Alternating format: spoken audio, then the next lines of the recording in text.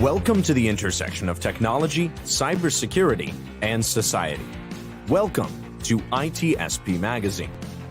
You're listening to a new Securing Bridges podcast.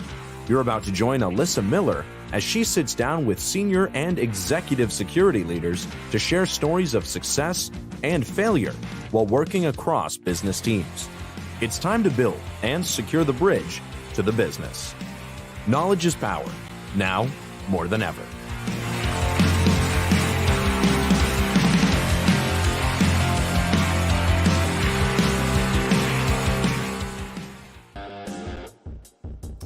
All right. Hey guys, we are back once again. It's another episode of Securing Bridges. I'm Alyssa Miller, and it is great to have you on board with us once again. Here on Securing Bridges, we talk every week about how we bring the cybersecurity conversation to non-security folks, bridging that gap and securing those bridges within our organizations, within our society. We've had a number of great guests. We've got another great guest this week, and I'm super excited to get started and super excited to have all of you with us. So what do you say? Let's get going. With us this week, it's Kayla Williams. Hey, Kayla, how are you? Hey, I'm doing great. Thanks for having me. Hi, everyone. Well, thank you for joining. This is super cool. This was another one I circled. I mean, I probably circle every week because the guests on this show have been awesome. But again, I'm super excited to have yet another super cool guest.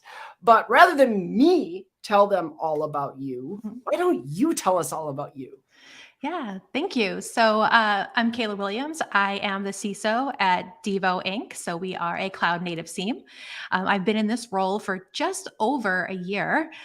So although I on paper, I'm a newbie, I feel like, in cats' lives, I'm probably on number 5 at this point. I have a really strong background in information assurance, GRC, audit, both internal and external. So I've kind of come into this role as the GRC side of the house versus the deeply technical, which gives me a very unique perspective on the information security challenges that we're facing today, not just at my organization, but globally as well. Okay. So Devo, not the guys with the red hats running around. Right. Well, I have one. I should have worn it. I didn't think about it. Oh my God, that would be amazing. If you actually go to our webpage and you scroll way to the bottom, it says, if you're looking for the band, click here. And then their page says the same thing. If you're looking for the technology company, click here. So I love it. Yeah. And yes, when I got this job, in the GRC role previously, my mom bought me the red hat because, that was her generation, right? And whip it. That is amazing. I love it. See, these are the kinds of things you can do when you work in startup world, right? Like, so you guys are like, what, Series F, I think I saw? Yeah. So what has that been like? I mean, because that's kind of interesting. I think when we talk about startups and whatever, I've been asked the question, and I'm sure others have too, like, when is the right time for a startup to bring in a CISO and things like that? But, I'm sure it's kind of shaped by the fact that you guys are a security company at the end of the day. But what is that like, being a CISO for a startup? I think the CISO role has its challenges anyway, but being, a startup company, you're getting in at the ground floor and you're able to influence the overall corporate strategy far better when you're there. There's not this legacy setup that you have to kind of like maneuver around. I think from where I sit, my opinion is that the sooner the better that you can bring in a security CISO team or just a security professional that has any background whatsoever is great. The strategy itself is really hard to build from the ground up. So if you're starting a new company, like, please consider security. It will help you.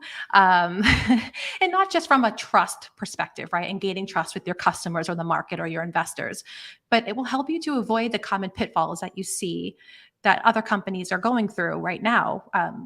Some legacy organizations have had some breaches recently. If you think about the past 6 months, we've seen a lot, right? And those pitfalls, because I used to work at one of those companies, are things that could have easily been avoided if you'd been secure by default versus trying to weave it in to an already established process.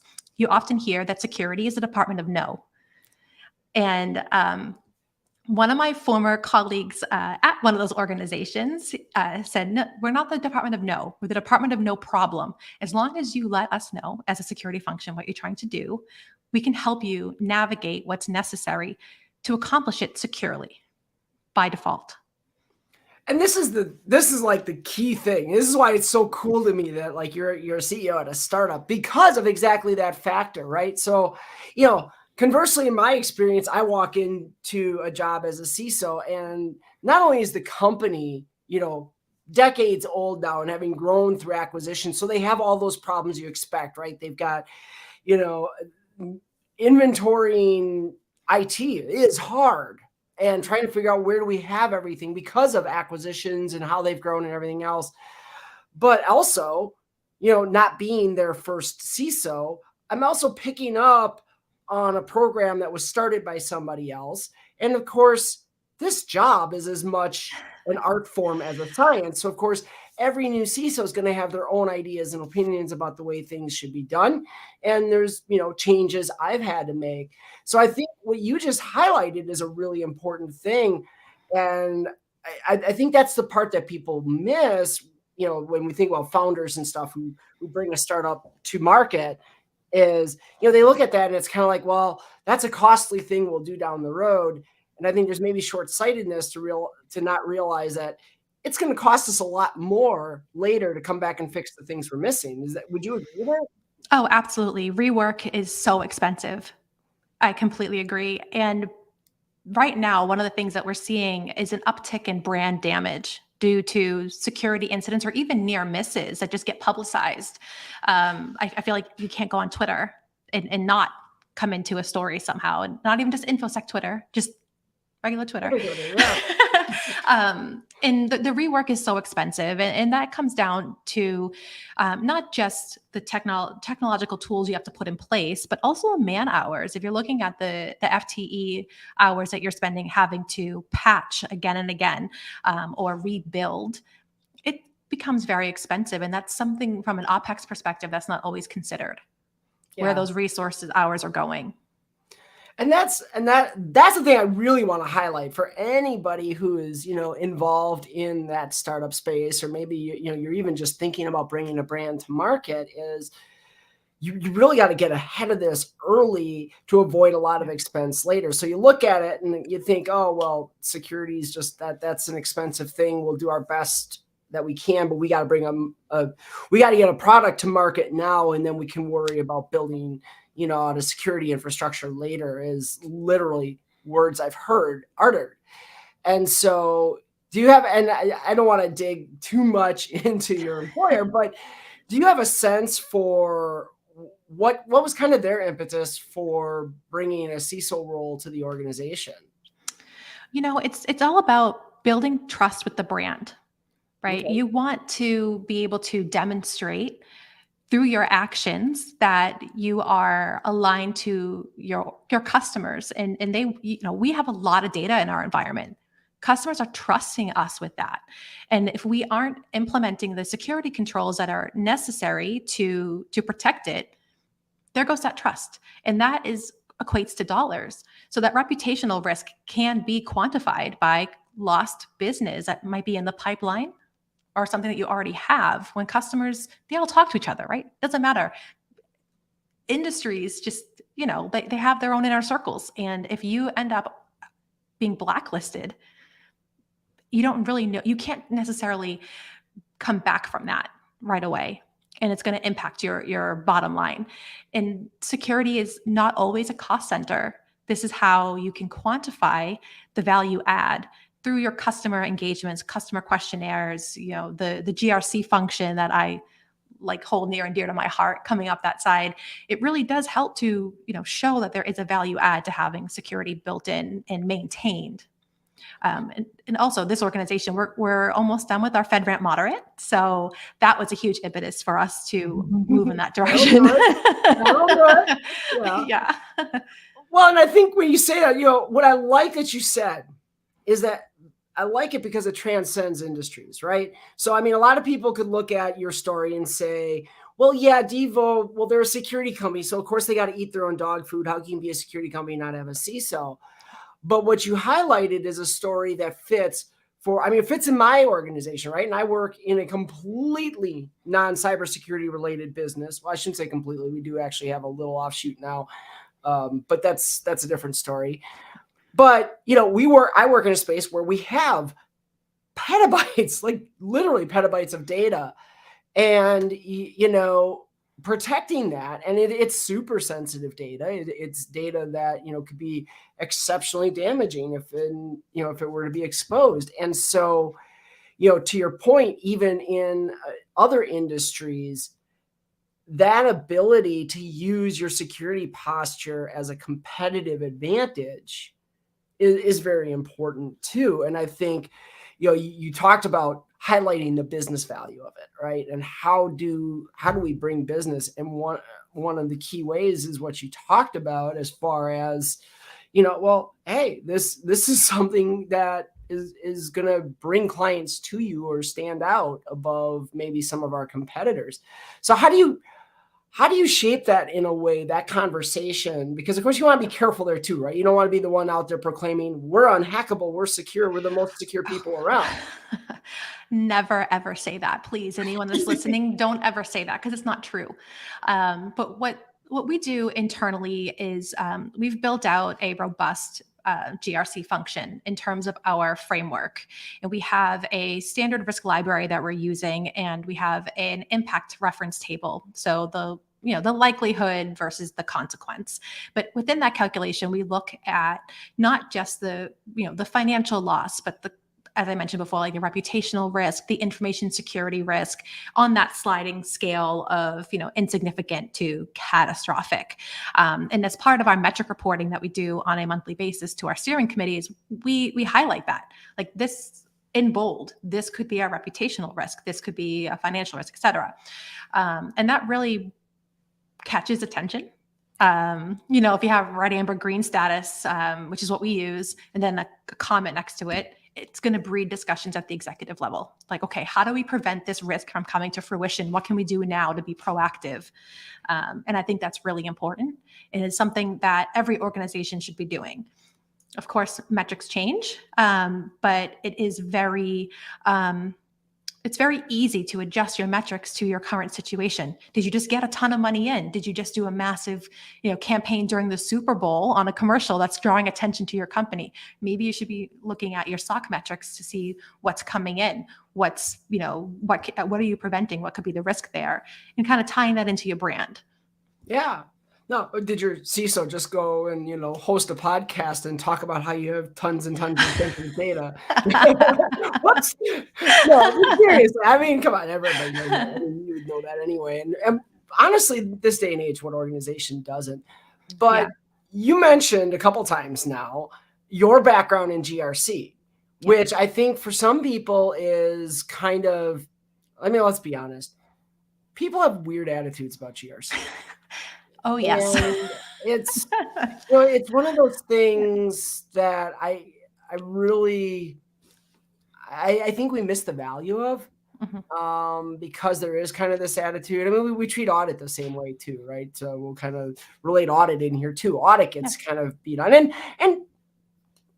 to be fair, sometimes rightfully so, but they can also be very effective. And the design, the purpose of GRC in particular, you just highlighted how effective a tool that can be for a CISO.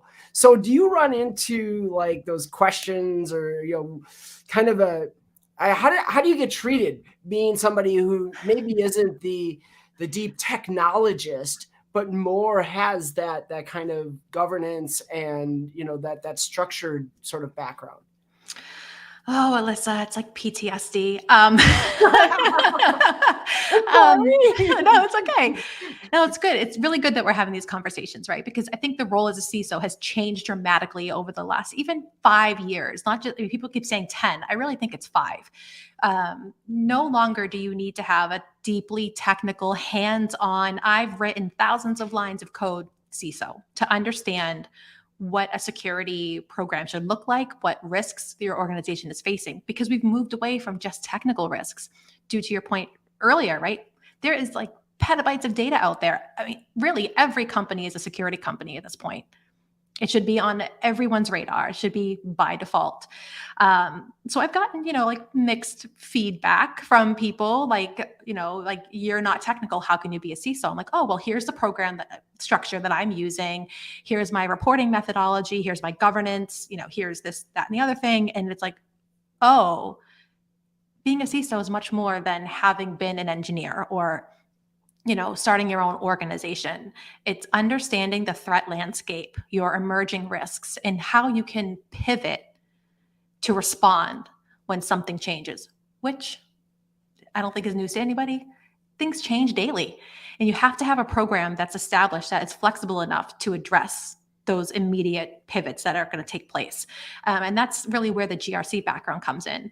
The framework I've created really addresses the what versus the how. I leave the how to the people that are actually executing it, right? I don't think I'm in a position, or anyone on my team, to go in and say, you're doing it wrong. I don't think that's where you get that reputation, right? As a security professional, is, what do you mean I'm doing it wrong? I've been doing it this way. Sure, there's tweaks that can be made, but there should never be this condescending, you're doing it wrong, don't do it that way. It's, hey, if you're doing it your way, great. Can you add these caveats in? Could you, ensure you're meeting this criteria as well? And then working together collaboratively to build what that looks like into your risk registers or your SOC 2, ISO, whatever you're going for. It's going to get you more collaboration, more people in your corner, and will prove that you don't have to be that hands-on technical CISO, that you can be the compliance CISO or the vendor CISO or GRC enforcer, if you will. Well, and so as someone who is deeply technical, or at least was at one time, and has written hundreds of thousands of lines of code, I fully appreciate this because, I don't think I've made it any secret on this show or in conference talks or anything else that I have had to sit through some brutal executive committee board meetings where super duper technical CISOs got up there and talked super duper duper technical, and everybody else in the room was sitting there, with their phones, heads down, doing, whatever, I don't know. Yeah. Making reservations for dinner or calling an Uber, I don't know. But, and so the perspective you have from being in a GRC role is so cool, because you've seen one of the things that I had to learn myself, coming from a very technical background, was how to really understand what the business is doing and how to incorporate my cybersecurity program into that rather than thrust it upon them. And that's where I feel like even today yet we fall apart a lot with cybersecurity, because we forget that. We think we're there as an oversight, and we're there to, we're going to protect the organization from these evil developers and business teams that don't care about security. And that's not reality most of the time. They have different priorities, but when you can see that grander scope of, you've been working through, risk management, you've been working with governance frameworks and compliance frameworks for that matter, that your organization is subject to. Maybe it's even compliance requirements from contractual obligations. I'm sure you've got those. I know we do. Lots and lots of them.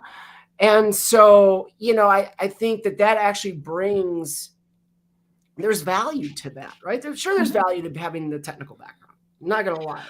Yeah, absolutely. Because you can see the wool being pulled over your eyes. Most of the time. Every so often. Fair enough.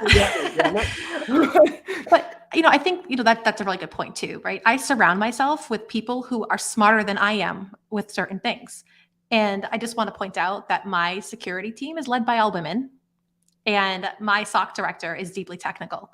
And she's the one that's like, I don't think that's accurate. And, she does her research and she'll respond appropriately, right?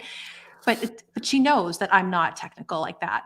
So she steps up, and that's when managing up comes into play. You don't have to be a jack of all trades to be in this space. You just have to know what you're contractually obligated to do, what like the regulations are in the market that you're operating in, and really making sure that you're able to stay on top of it. Again, pivoting is super important, and being flexible with your approach to security and collaborative is going to make it just so much easier.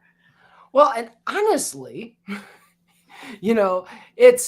I think another element to that is you have to be able to admit your own limitations, right? So yeah, you're not a jack of all, you're not going to know everything, but that's not how you're successful anyway. You never could. It's being able to admit where your limitations lie and rely on those people around you to fill in, that expertise. Like you said, that's why you hire really smart people. Yeah, absolutely. And you have to trust them. And I think that's like super key as well. The head of my GRC team, a woman, she's technical from she's done the IT audit side of the house. She's going through the GRC control and risk assessments. And even she's like, nope, that doesn't make sense. And it really helps to build credibility with the team, where some of them who are the deeply technical engineers that say, yeah, but you're the CISO, you're not technical. It really helps to build those bridges and really establish the brand internally, which is super important. And I had the same struggle at other organizations. This is not just a one and done scenario. This will happen really to anybody who's not technical. I know I've gotten the feedback that it's happened. But the collaboration piece is huge in, again, building trust and, just going through the motions. No, that trust is key, right? I mean, hello, securing bridges up here. But that's the reality, right? We're trying to bridge those gaps, and we're trying to establish relationships with the people in our organization, because we cannot do this alone. And that idea that we're going to stand there and be the Lone Rangers who come riding in on our white horses or whatever to defend everybody, until we embrace that we need the organization on board with us, and that business, those business lines, the ones that make all the revenue, they're kind of important.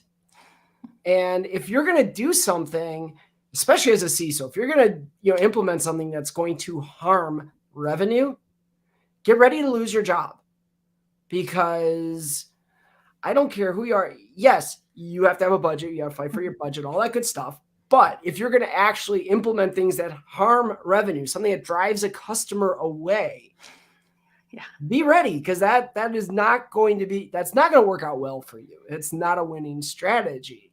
And yet, tell me if I'm wrong, I think we've seen public examples of CISOs that have done exactly that. Yes, we have. And, sometimes those decisions are made, on the fly, not thinking through those, the consequences upstream and downstream of what those decisions that you make have. Typically you see the security function as being the exemplar in the company, right? Because we're so process focused and documentation focused, because we have to be. And when you make a mistake like that, it's just very visible. Yeah. To your point. So how do you go about making sure you don't end up in that? Because like you said, sometimes that can just be, in the moment, you're really focused, you're hyper focused on trying to accomplish something or trying to really get a new control in place. What are some tactics? To help our listeners out. What can they do here that is going to help them, whether they're CISO, whether they're a manager, whether they're an engineer? How do they help avoid those pitfalls? I really think it's important to have that GRC function, whether it's a full GRC function or just a person focused on security risk, because they're trained to see what others don't. Unfortunately, I think to your point earlier, sometimes people think, oh, okay, you're in risk. You're a negative Nancy. You're a Debbie Downer. You're a pessimist. Well, no, we're pointing out risk, which can be considered opportunity in some cases too, but we're pointing out risk so that we can be proactive so that they don't come to fruition and become an issue or an incident. And that's a big distinction, is understanding risk, incidents, very different. So yes, we're pointing risk out, giving you an opportunity to pivot and address it before it becomes a problem. And with that, building out the metrics to show the data. Data doesn't lie. Maybe it could be massaged a bit to be better, but it doesn't lie. If the data is lying, then obviously your inputs are incorrect. And it's important to get that in front of yourself. I have my team who gets me the data, but then I put that in front of a steering committee that we've established for governance purposes. And that consists of the executive leadership team minus the CEO. We gain consensus on what we think our top risks are, because I have an opinion, but they're the business experts. And then they take it to the CEO if it's necessary. And that works very well, because once you have everyone on the same page, no one can say that was a surprise. It's interesting too. You said Debbie Downer, and that kind of caught my ear. And you talked about risks, and I think, and maybe this is a little bold. I hope it's not, but we often look at risks as negatives, right? Mm-hmm. And I think that's natural in cybersecurity, because a lot of the risks we're talking about are inherently negatives. Yeah. But I almost feel like there's an opportunity here to reshape how we think about risk in general, because the reality is just the act of being in business is risky. There is risk involved in everything you do. You cannot function as a risk-free organization. You wouldn't exist. And so, I think when we start to think about risk as, instead of, this bad thing that has to be avoided at all costs, it's understanding what are the risks that are out there, which ones are tenable, and which ones are those that we really want to work to eliminate. To use a term that gets used in a different way typically, which risks are we going to accept? Mm-hmm. And which ones are we going to work to mitigate, reassign, whatever, the typical risk management strategies, right? Yeah. So I think that's maybe kind of an important facet to look at there. Oh, I couldn't agree more. Absolutely. The risk appetite, which some people don't like, so risk threshold, whatever you want to call it, is really what we focus on. And that's why I take the approach of bringing what I think are our top risks to a governance forum, so that the business folks who are responsible for setting the overall organizational strategy can make those decisions based off of what I'm seeing in the data that I have that backs it up. Do we all agree? No, absolutely not. They're not going to. That's not the point. The point is to give the awareness, the transparency, and allow them to say, okay, we're going to focus on ABC. We're going to accept, XYZ for now, and put it on the back burner until another quarter when we can build in the resourcing to address whatever this issue might be. And I think that's really the important part, is the transparency and being able to make those decisions, because if you don't know, you can't address it. And sometimes you take that risk and it is an opportunity, right? And M&A is extremely risky. It's a risk, but there's also an opportunity there. So it's a two-sided coin, if you will, but it's a decision that's made. Every business manager of any capacity is also a risk manager. It's just different nomenclature. That's really what it comes down to, and then just understanding how to deal with it is where a risk team comes in. Well, and you highlighted a really important thing here too, and that is everybody has inputs and views of risk, right? And I think what we also sometimes gets lost in the wash with cybersecurity is we think of our job as risk management solely. And no, our job is to educate the business on the cybersecurity portion of that risk picture, because that's the thing we understand. I would be the absolute worst person to put in a room to talk about financial risk. Okay? I would be awful. I am not a CFO. Please, God, don't ever ask me to do that. Yeah. But that's what we don't. That's why I think we haven't really totally learned in cybersecurity, is that risk is so much bigger than just us. There's human risk. There's, geopolitical risk. There's all of these different forms of risk that affect our organization. Yeah. we're only experts in one facet of that. And so our job is to communicate the part of it that we're experts in to help ultimately the CEO, the board, to see all of those different facets of the risk and decide what fits into your risk tolerance or I forget which word you use. There's a few names for it, but Appetite, but yeah. risk appetite, that's the one that people don't like. But Yep. yeah, I mean, ultimately, what fit? What is going to fit? What Mhm. fits with your business model? And there's that word again, business. Right. If you look at where we are today, we've had mass layoffs across our industry and many others in the security space. And, where we were a year ago from a risk tolerance perspective is very different from where we are today. So there's that pivot again, being able to pivot to what's acceptable and within your tolerance levels. It's going to change. And that is the business side. If I go to, the CTO and I say, hey, we're seeing this people risk tied to security insider threat being a huge one. The tolerance today is going to be very different from what it was a year ago because there's been, our customers have seen layoffs. So we need to have eyes on glass. Their threat exposure has now increased. So us having eyes on glass, we're able to see things that others may miss, and being able to have like that appetite to change is super important. It will help just address not all, I shouldn't say all, but a lot of your risk. So Kevin Jackson has a good question here for you. As a startup, how do you and the rest of the security team manage resource limitations? You were just talking about how challenging this can be. So especially with a younger company, and I know Kevin's asking because Kevin's got his own security startup that he's working in right now. So I'm sure this is a very deep question for himself. How do you make that balance? When I first started, what I was doing was creating a risk register and assigning it to those functions. Because being in our position where we see a lot more than people realize just through our observations as being security professionals. And you can raise the risk and assign it. And I would strongly suggest getting some sort of governance forum, even if it's just an email distribution list together and sending the notifications out like, hey, this is our risk register. This is who I've assigned it to. I've given it, high, medium, low, whatever your risk rating, risk rating titles are. Can we talk about it? And getting that conversation going there. There's going to be resource constraints that are going to probably hit your team as well if they haven't already.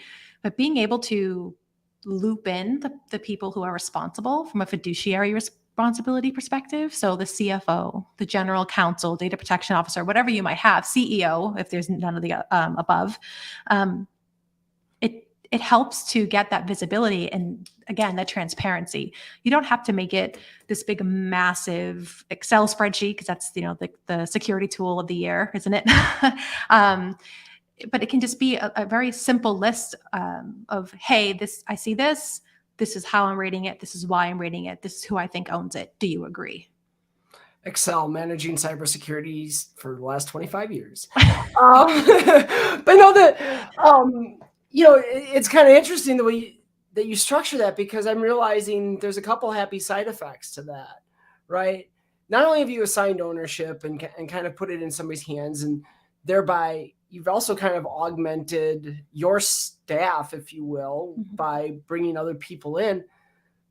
But what a perfect way to start to generate a security culture where people understand security kind of from the get-go and they're asking those questions. Because if you're early on assigning risk to them and saying, hey, this is a risk that your business area is introducing that, you need to evaluate, and you do that in a collaborative and cooperative way, I feel like that's going to actually start to build a stronger security-minded, if you will, culture in that organization.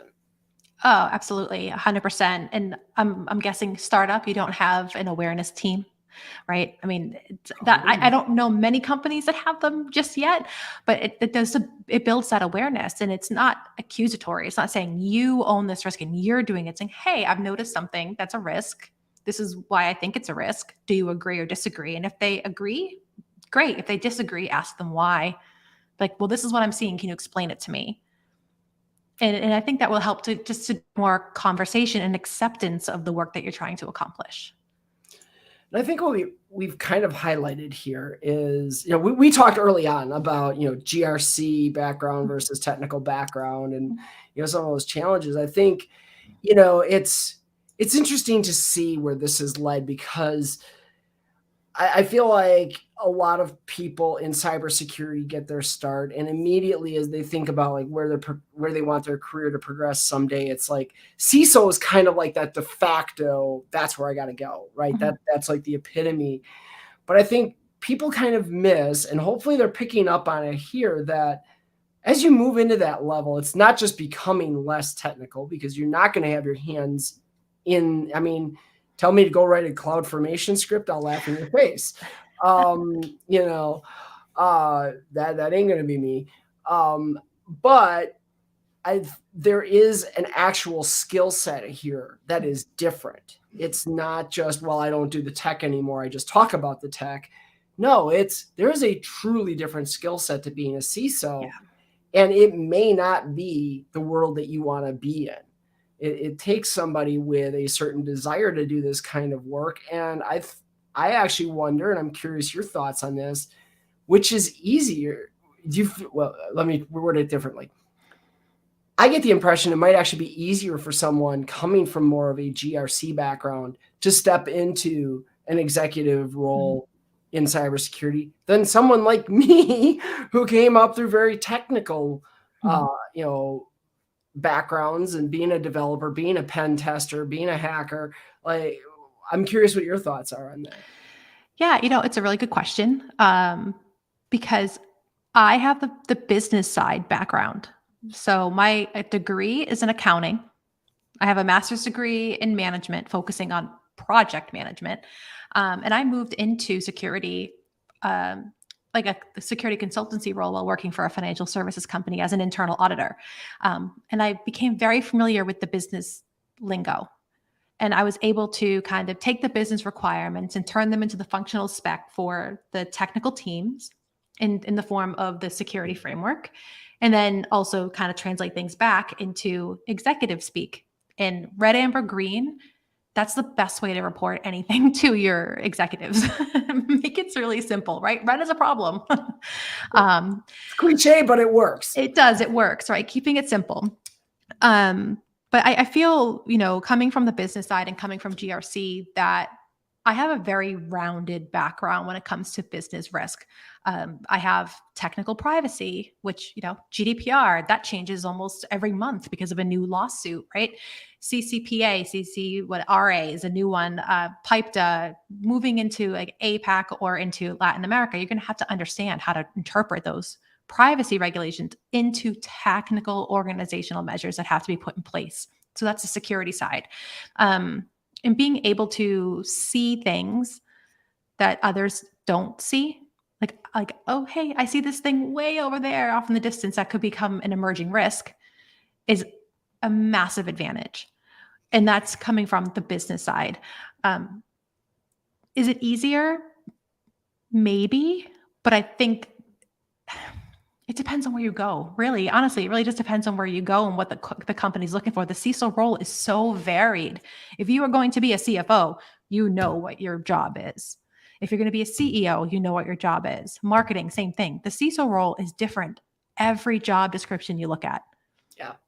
Because it's still considered new, right? Well, and that's just it, right? We have to keep it in perspective. The CISO's been around for what, 27, 28 years now, I think, is the official, since we saw like the first actual CISO. And, so I think we do kind of forget like how young this role is, and we're still sort of figuring it out. People are still arguing who should the CISO report to. I can make arguments in all directions on that, and they're all equally valid and they're all equally flawed. So, I think really being realistic to that. But you mentioned emerging threats, right? And that's something like, how many people 3 months ago had ChatGPT on their radar? And now I don't know, a CISO is not talking about the scariness of trying to figure out this new unknown, and how are we, we've got businesses who want to leverage this. They want to leverage these chatbots, and they're looking at them like it's the greatest thing, but nobody really fully understands or is thinking about the risk picture necessarily until, suddenly cybersecurity hears that business is looking at this and they're like, whoa, wait a minute, or legal gets wind of it. And then, then it's even worse. But so, yeah, I thought that was kind of an interesting thing. So what's kind of out there on your radar? Right now, what I'm focusing on is the privacy side. I don't know many organizations that have like lobbyists on the Hill that are, out there. Like, how many people here actually are looking at what's happening in the privacy space? That has a massive impact on your security strategy and your overall organization, your processes. There's still a lot of change that's being driven through privacy. And that is an emerging risk, I think, that a lot of people overlook. It's like, oh, yeah, we meet GDPR. Whether they maintain it or not is a different story. But we have 50 states with very different requirements. Some are becoming more stringent than others. So, that is in and of itself is an emerging risk that has been on my radar for a while. And then, Chat GPT, like how many like organizational secrets are out there that, people are like, oh, just check my code. It's like, what are you doing? Oh, I know it. I mean, and the question I heard the other day was, what about using ChatGPT to comment code? That's a new one. Not do that? Yeah. Here, upload your entire code base and let ChatGPT comment it.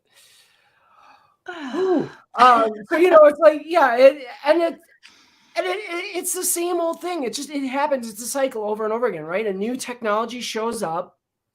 People don't fully understand the implications of it, not even in security. Mm-hmm.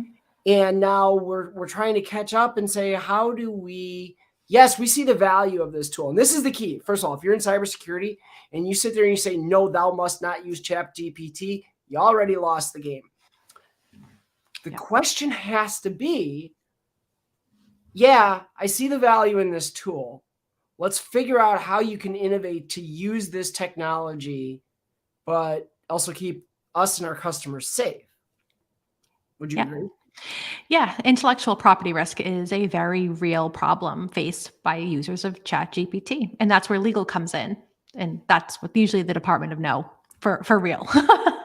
Lawyers enjoy that. Okay. I work with a few, so yeah, I know. They kind of seem to like that in some perverse little way. And I think most of them would agree and admit that, but no, honestly, I mean, we have a great legal team where I work, and, they do, legitimately, everybody's trying to do the same thing at the end of the day, which is make the business successful, but keep us all safe. Yeah, the fiduciary responsibility does extend further than those that are named officers of the organization, for sure. So we're just about out of time, but I want to highlight something. So we've just had this conversation, very technical CISO, very GRC focused CISO, and there's been a lot of really strong mesh here. These types of conversations, looking at the juxtaposition of those two, is something that you're going to be doing some more work with in the future, it sounds like. Yes, I've actually been asked to start my own podcast with ITSP. So Locked Down is going to seems to be the name. It's a work in progress, and we'll definitely be in touch with you, Alyssa, of course, and promoting it and really working on that technical versus GRC mindset on some of the issues that are being tackled across the board with all different organizations, all levels of professionals as well. So I gotta throw this out there because I'm hearing people out there right now like, oh, okay. No, I actually just found out about this right before this show. I didn't know that Kayla was even working on a podcast, let alone with ITSP. So before you get your judgmental minds going, no. No, I've got an incredible CISO here who has been a phenomenal guest and has shared some really cool perspectives. I hope you've all enjoyed. I appreciate the comments and the questions we've been getting in the chat. It's been great today. As always, if you have somebody you think would be a great guest on the show, I'd love to hear who it is.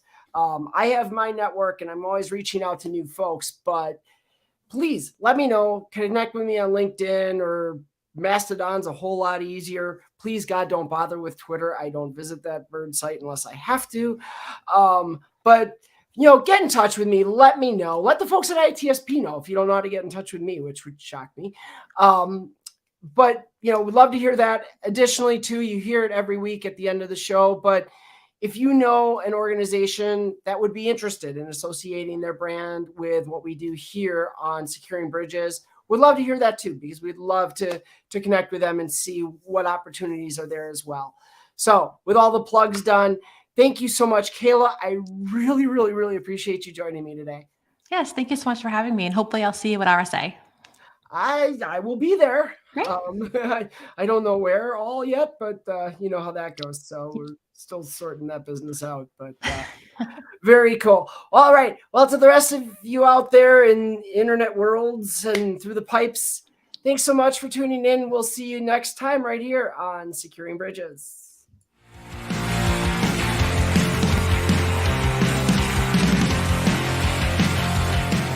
We hope you enjoyed this episode of Securing Bridges podcast with Alyssa Miller. If you learned something new and this podcast made you think, then share itspmagazine.com with your friends, family, and colleagues. If you represent a company and wish to associate your brand with our conversations, sponsor one or more of our podcast channels. We hope you will come back for more stories and follow us on our journey. You can always find us at the intersection of technology, cybersecurity, and society.